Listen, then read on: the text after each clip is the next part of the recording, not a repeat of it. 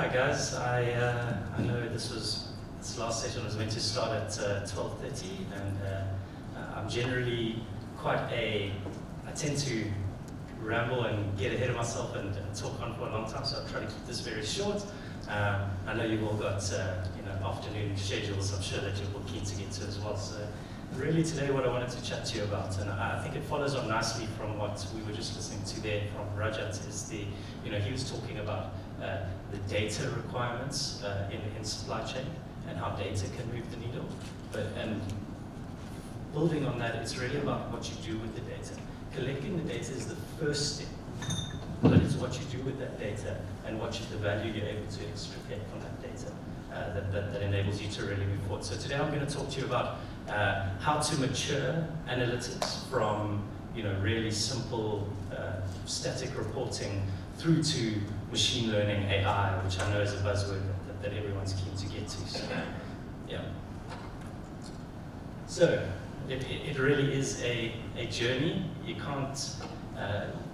I've encountered many clients and prospective clients in the last few years who are overly keen to jump straight into machine learning or AI because they've got an executive mandate that says that this is what the business needs to do, without really understanding what they want that AI to do. I mean, machine learning it needs a very focused use case. You need to understand exactly what you're looking to get out of it in order to really get that value. So this is generally the roadmap that I take the customers on and try to really guide them towards that point where they're ready for machine learning or AI. So first step is obviously standardized reporting that's looking at historical performance. You need to understand how the business did yesterday, how that compared to the day before, or to your budget, or to your targets. And once you have that in place and you really understand the KPIs that are important to the business and how to track those KPIs, then you've got a good solid base in order to move forward. The second step is analyzing that in a bit more detail, and usually that is referred to as BI or business intelligence. And those are really platforms that let you engage with your data in a more intuitive, interactive way. So often what you'll see, and I'm sure everyone here has got some experience of it, seeing dashboards rather than getting an Excel report or something. Much easier to understand data when it's visualized for most people. I mean, I do work with some companies are very old school. Some miners, we have a mine manager who has an A1 printout that he looks out every day, an A1 spreadsheet. And he goes with a meter-long ruler and he goes down row by row every day, and he knows everything that's going on in his mind. But it's impossible for him to hand that over to the next person. He's now, I think, 64 years old, retiring next year, and no one is equipped to take that over from him. It's too difficult. So what we're doing there is really trying to visualize that spreadsheet for him into dashboard form so that anyone in that business can understand what's going on in that mine. And what you'll find in most modern BI tools as well is it's not a static dashboard, it's not a graph that you look at, and if you have questions, you need to ask your analyst to go and prepare a further presentation for me to see the graph below that. Modern BI tools are interactive. You're able to interrogate the data, you're able to make selections on the dashboards and the graphs and really drill down into the detail to understand what are the contributing factors that are rolling up to that high level performance that you're tracking. And that really helps you to problem solve, and it really saves time in meetings and sessions where you don't have to come back next week in next week's meeting and then get an answer to the question you asked last week. You're able to drill down in real time and understand what's really going on there. So once you have standardized reporting and you know what's important to be tracking, it then becomes important to make it easy to understand and easy to interact with, and that's really where BI or business intelligence comes in. Once you have that great understanding and that great platform of knowing exactly what's going on in your business, what are the factors that are contributing to overall success or non-performance in various areas of the business, then you can start to try and look forward and try to forecast what's going to happen in the future. There'll obviously be variables, and at this stage the human context becomes very important. You guys understand the external and internal factors that are potentially going to impact the business going forward. So you need to build in variables that you can play around with, almost like a scenario planning kind of. So what if this variable changes? How's that going to impact our business in the future? How's that going to impact my customers, my suppliers, my partners, etc. And as long as you have a great understanding of what those variables are and that human context that goes with the data, then you can become very successful at understanding, at forecasting, what your business performance is expected to look like tomorrow, next week, next year. Generally, predictive analytics is statistical analytics. Most modern BI tools, Microsoft Power BI, Qlik, Qlik Sense, Tableau, they all have built-in functionality to use statistical analytics, and it generally is used Python or R programming language, which are widely accepted, not just in BI tools, but lots of Amazon Web Services, AWS Cloud data is all running on Python as well. So these are ubiquitous technologies that all the BI providers have bought into. So that if you invest in your BI platform, you then, yes, initially you're going to visualize your data, you're going to start enabling your management team to really understand what's going on inside the business, but then you're also able to leverage that same platform to start applying statistical techniques to that data to predict what's going to happen in the future. And then the last step, once you've got all that in place, once you understand the variables that could potentially impact your business in the future, and you're able to at least fairly accurately predict what's going to happen in the future, then it becomes time for machine learning. Essentially, machine learning, basically what it's doing is it's taking that statistical analysis and it's running it over and over and over again. And you create a feedback loop where the results are fed back into the computer, and it starts to refine that forecast. It starts to learn from the results that it's seeing, and it starts to be able to refine that forecast until you get to a point where it's extremely accurate, much more accurate than just setting up a forecast logic once off and applying it into the future and saying, this is what our forecast, this is definitely what our business is going to look like tomorrow. The machine learning actually goes through all those iterations and starts learning from itself, hence the name. Of course, machine learning is only one type of what's called artificial intelligence. You've got things like voice recognition, bots, ocular recognition, where they can actually read plain text and things like that. Machine learning is one form of that. So that's really the basis of the journey towards machine learning. And what we're going to go through now is I'm going to make it a bit more real for you guys. So it actually follows on really nicely from what Rajat was talking about now in terms of supply chain data and how that's maturing, and also what Herman was speaking about with just the trends in supply chain as well. One of the big questions we're getting asked more and more, and from a bunch of different industries, from FMCG, retail, through to automotive manufacturers, through to mining, farming, etc., is how do I properly calculate future demand? And how do I properly calculate or scale my business to react fast to these changes in demand? We did a project recently for a pharmaceutical client who, in the wake of COVID, they saw the opportunity. They said, in the retail space of over-the-counter medications, they expect revenues to increase 30% year on year. Now that everyone is hyper aware of every sniff, every sneeze, every cough, people are because they're more aware of it, they're being more proactive, they're going out, they're buying your ACCs, your vitamin C supplements, etc. So what we did for them was they had data from retailer on-sale data, so what customers were actually buying from Checkers, Pick n Pay, Spars, etc. They had that data all the way through their supply chain, through to their manufacturing plants. And what we were able to provide them is on a daily basis, they could see what is selling in the various retail, in their retail channels, and they were then able to understand, okay, if this is the rate of movement at the retail level across different geographies, different retailers, different demographics, etc., and these are the current stock levels at each point in the supply chain, how much do we need to be manufacturing of each thing right now to replenish what's going on? And previously they had been doing quarterly manufacturing plans. Every quarter they came together and discussed and decided how much of each different product they needed to produce in the factories, and this took them to weekly production plan. They were able to adapt much, much faster, which meant fewer stockouts and less dead stock, which is ultimately the goal of demand planning. You want to, on the low side, you want to make sure that you minimize stockouts, so you minimize lost sales, and on the high side, you don't want to be holding stock for 2-3 months somewhere and it's not moving. That's also wasted resource. So that's really the goal of demand planning. And now I'm going to take you through a little bit the step-by-step how you get to that, you know, in the same kind of process that we just looked at in general of analytics journey. So this is, I said, you know, first step I said on the analytics journey, the basis is understanding what to track. So this approach here is really assuming that the business already has the data, it already understands what it needs to be tracking, but maybe it's not doing it in an automated, intelligent way. So the first step, as we spoke about, you would have seen it was step 2 on the little roadmap I showed you. First step is visualizing the stock movements and stock holding.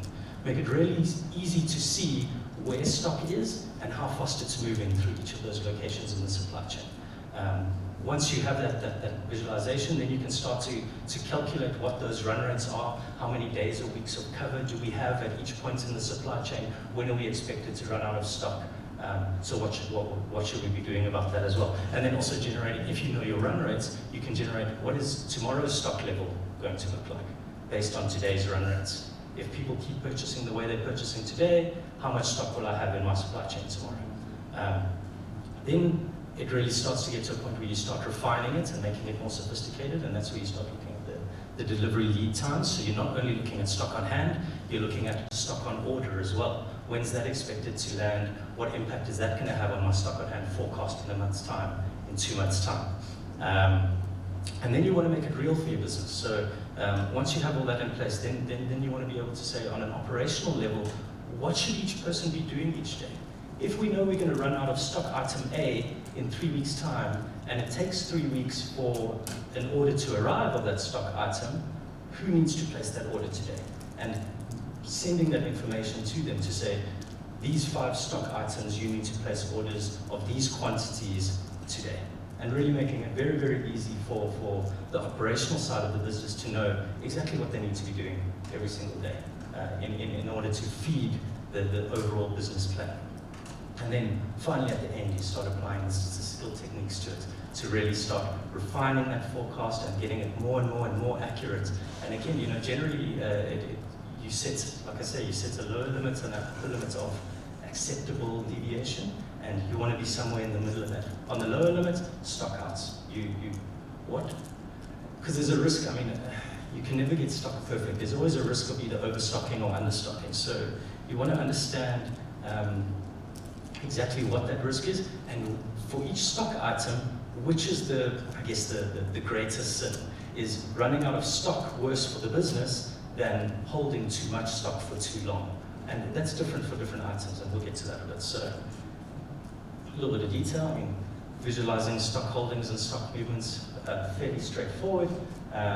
You know, obviously provides great visibility of sales performance, you're seeing what's moving, as well as supply chain performance. And also putting it in the BI tool, like I said, the ability to interact with the data in an intuitive, informative way, really then enables you to generate insights into those factors that are influencing that performance, as I spoke about.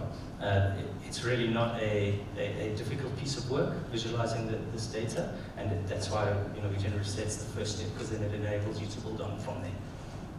From that, you really want to take that data and you really want to apply some analysis to it, like I said, to understand the rate of sale and generate your initial forecast of, you know, what tomorrow or next month may look like. It's the same data. There's no additional data required for this step from step 1. So it really follows on quite naturally. You can build on, and again, you know, not a massive amount of effort there. And what you're also then able to do is you're able to highlight things like slow-moving stock, where you might want to run a promotion, have a sale on. If you're doing sales analytics anyway, then you likely have basket analysis. You know which products get bought together.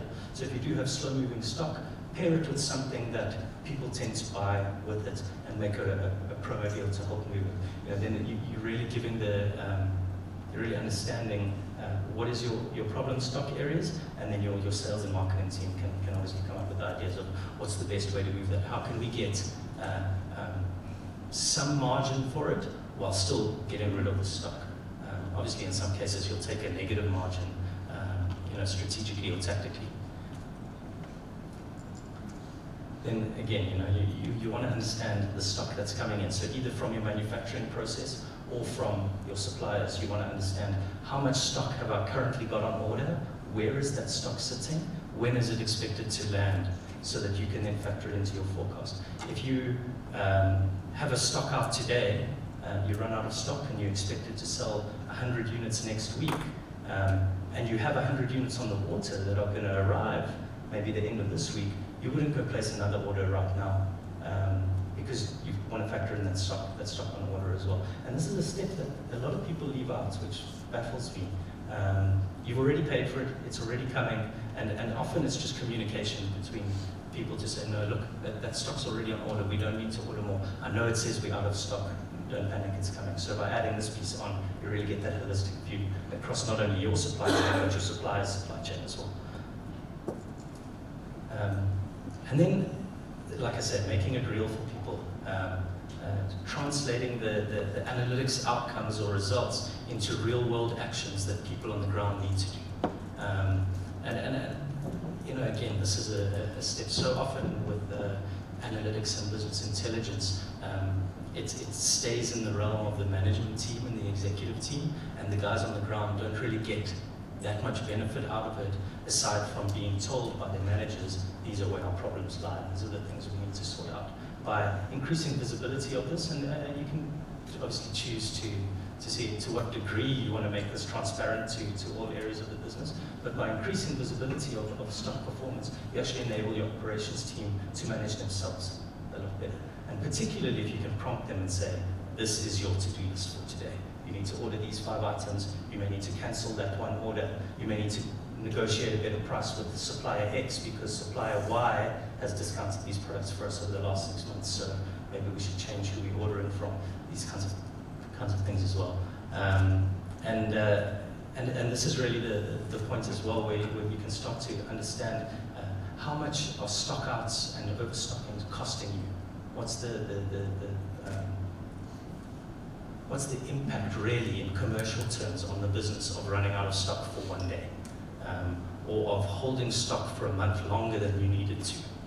Because everything has an impact, and by calculating those as well, then when you get to the point where you're applying statistical techniques, you're really understanding which is the bigger risk, stock out or overstocking. And like I said, that'll be different for each program. And now we get to the advanced analytics part. I'm going to just skip over this slide because I'm going to go through it in a little bit more detail in this specific case. So,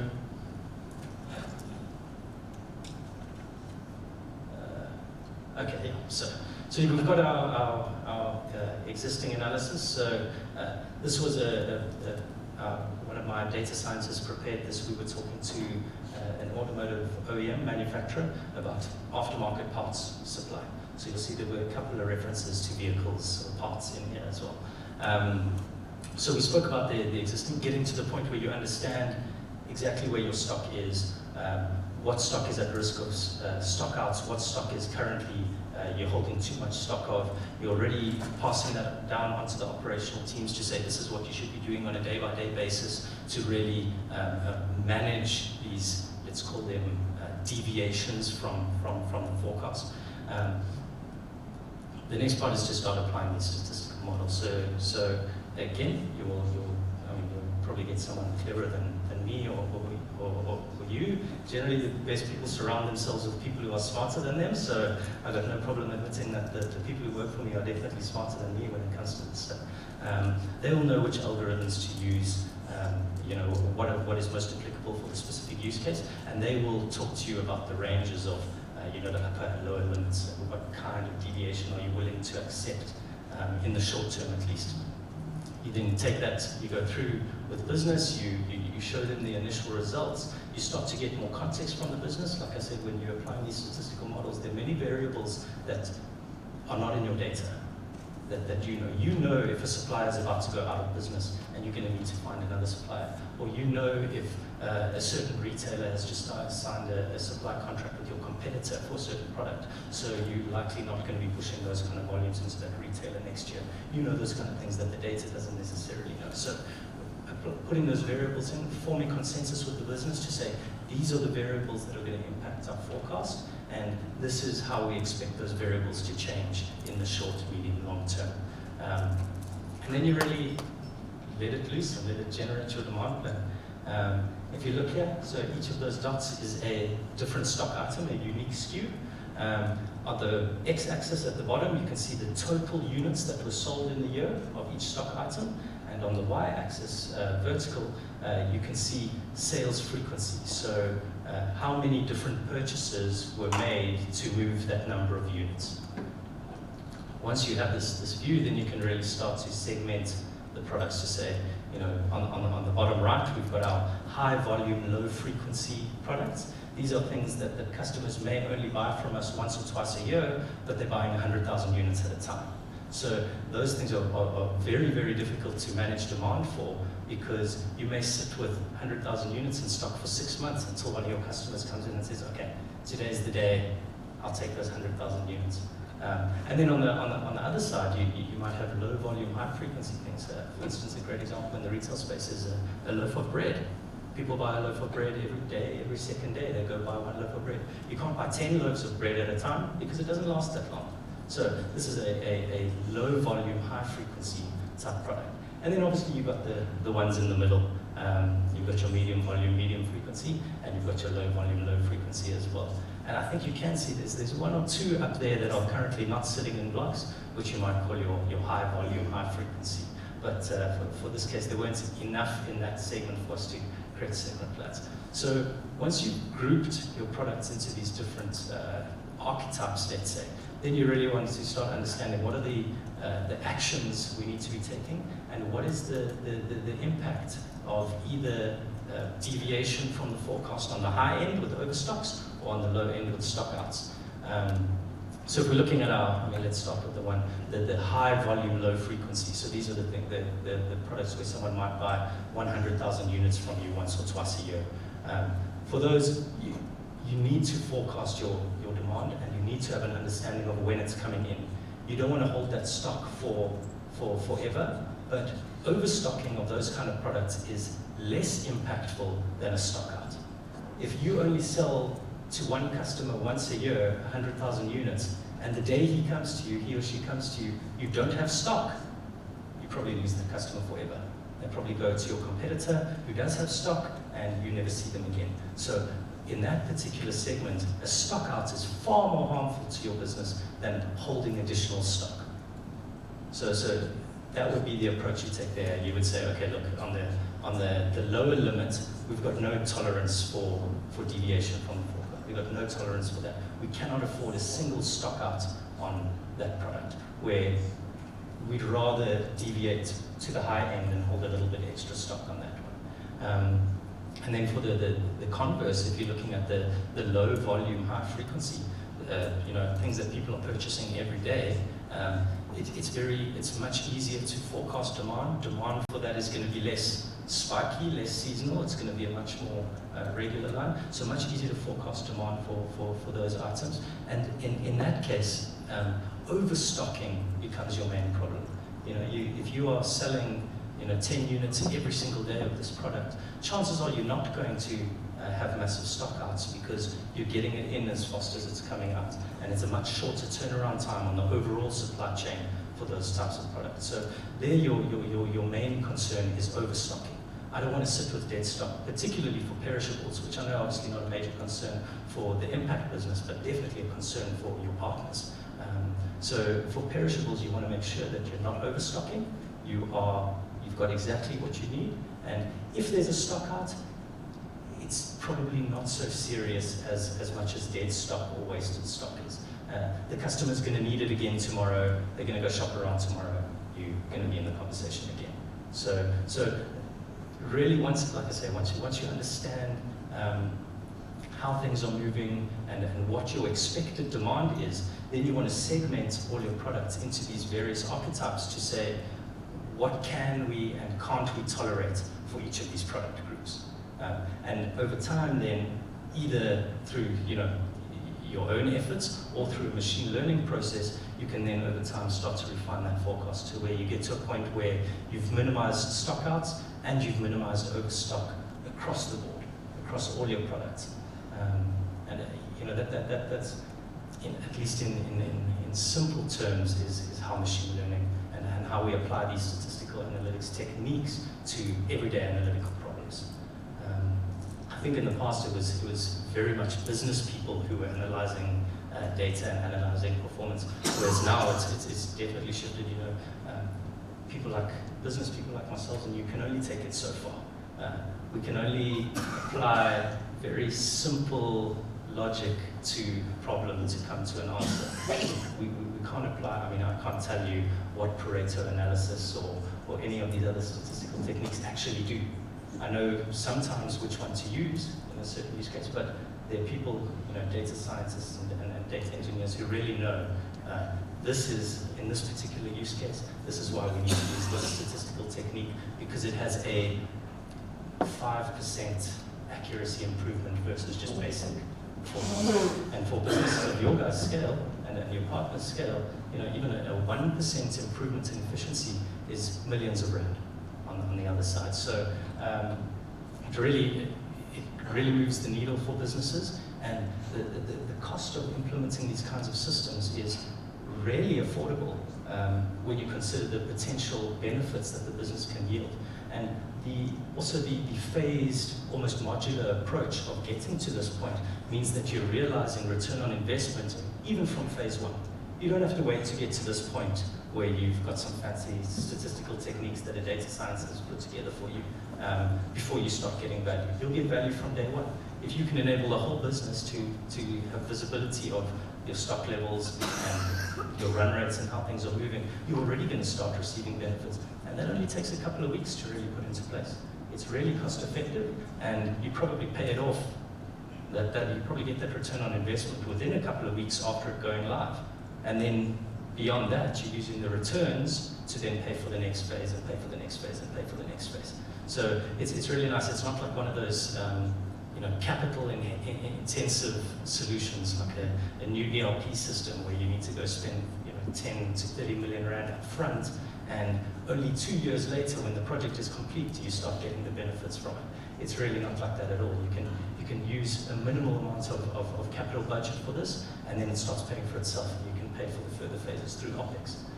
And you can clearly show, it's easy once you're doing the analysis, it's easy to calculate your return on investment after each phase. So then you're really able to understand how much you're willing to reinvest into the next phase, into enhancing it further, because you know what you're already getting out of it. So yeah, that's really it. I just wanted to build on what has been discussed here already around data and around the trends in the supply chain space. And this is really what you want to do with it. And you want to get to the end result where you know exactly how much stock you've got, how fast it's moving, what stock is at risk of stockouts, and then beyond that, you want to know how that looks in a year, 2 years' time, because then you're really planning, not just tactical plans, but you're able to make strategic plans around which products you want to invest in. And for companies like yourselves who are manufacturing the products that you're selling yourselves, you want to get to that manufacturing plan and be able to at least forecast it far in advance to say, this month, this is our manufacturing plan. In 2 years' time, this is what we're planning on manufacturing, but that plan, the 2 years' time view is probably going to change multiple times before you get there. So relatively straightforward. I hope at the end of a long morning of talks, I was able to still get through to everyone. I don't know if anyone's got any questions or any comments. If anyone's tried to do something like this before, did it work? Did it not work? And what are some reservations maybe about implementing these kinds of solutions? Just from a practical point of view, do you provide software that we use, or do we give you the data, it gets manipulated and sent back, or how does that work? So generally, the way we work as Decision Inc. is any solution that we build for a client becomes the client's IP. The client owns it. So we try to be technology agnostic. We will use either technology that's already in place at the client, or what we think is the best fit technology if there isn't technology in place already. And obviously, we'll look at cost. We'll look at what the actual benefits of each different technology platform are. But at the end of it, you will own everything, and it becomes up to you of what you want to do with it. We can build the solution for you, put it in place, automate it, but it will still ultimately be up to you as the business to action it and to start using those insights to drive the business forward. In the past, I used to measure success of a project by, did I meet the scope? Did I deliver what I promised to deliver? And what we've learned over time is that's not how you measure success of a project. The way you measure success is the business using it? Is every person who we expected to use this solution in the business actually making use of it? And only when you get to that point where the business has actually adopted it and embraced it and using it, can we say that it was successful. So change management is key, and that's definitely how I measure success. Is it actually impacting the business? Is the business actually able to use it? Thanks. Any other questions or comments? I know it's been a long day. Yes? How far back can you go with your data? Really depends on how much data you keep. So if you've got 10 years worth of historical data, and let's just say there haven't been massive changes in your market from 10 years ago to today, so that 10 years ago performance history is still valid in terms of how your business operates today, that just helps to make the forecasts more accurate. You've got a longer period to look at things like seasonality, and particularly I spoke about earlier was the human context, understanding the variables that might not necessarily be in the data. If you've got that kind of long history and you can go back and add those variables in to say, for instance, I used to work in the airline business, and one of the things I had to do every year was prepare a global revenue budget. And one of my inputs was the World Bank's predictions for economic growth in each market each year. So you could potentially go back and take the predictions from 10 years ago, or actual economic growth for the last 10 years, and apply it. And then instead of guessing at this variable and how it impacts, you can actually start to quantify how much does this external variable actually impact. But to your point, the longer history, usually the better. It generally becomes about data volumes and how much, let's say, how much you want to crunch each and every day. How much data do you want to load every single day into those things? You'll get to a point where it doesn't become feasible to load data past a 5-year or 10-year point because it's not actually adding value. But any data you have is valuable. Lance?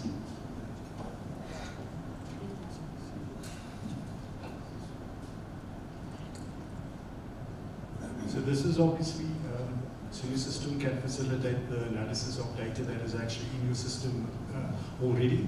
What about data that you're collecting real time, today, tomorrow, going forward? What happens to that data? How does your system handle that data?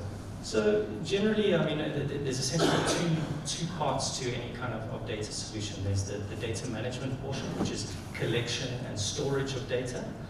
And then you've got your analytics portion, which is what you do with that data. In order to, you would need to have a robust data management solution in place to collect data in real time every single day. For real time, you would need a live connection that's constantly feeding data into a database or a data warehouse, or now into cloud storage. And then you would simply plug your analytics solution into that data. So most often I say, it makes sense for in most business cases to reload data once a day. You do it overnight so that when you come in the morning, you know exactly what the situation was as at close of business previous day. But there are cases where you want to load it. If you want to understand in real time if someone has deviated from the plan, like for instance, a vehicle has deviated from the route that you planned for it, you want to get an alert in real time, you can set those systems up to load real time as well. Sorry, can I just add on? In the case of our track and trace with our jumbo bins, we see a pack house producing 300-400 jumbo bins worth of fruit on a daily basis. And they sort of want to see the trend of these things coming in on a daily basis. Is this something virtually that your system would be able to help and assist with? As well as if you add mass to the system employing things like RFID and RFID portals, etc. Could you actually pull that through to your system, meaning multiple data sets, and then display it on your dashboard? Is this something that is capable? Most definitely, that's what these platforms do, is they take different data sets that are linked in one way or another, and they create a data model that allows you to, interrogate things on this side of the data set and see what the impact is on this side as well. So most definitely, and in terms of making data available to your partners, I mean, it's really just a licensing thing. Most modern BI tools are licensed on a per user basis. There's no license fee for the actual platform itself. So if you want to pay for a user license or get your customer or your partner to pay for a user license in order to get access to the data and analytics, they can do that. Also, all the tools have the ability to export data out into Excel format. So if you do just want to send something to someone, you're able to do that as well, and that of course can be automated. You can automate delivery of the dashboards, but obviously not interactive. It'll just be a static picture, like a snapshot of the dashboard, or data itself. Yeah, you can automate all those things.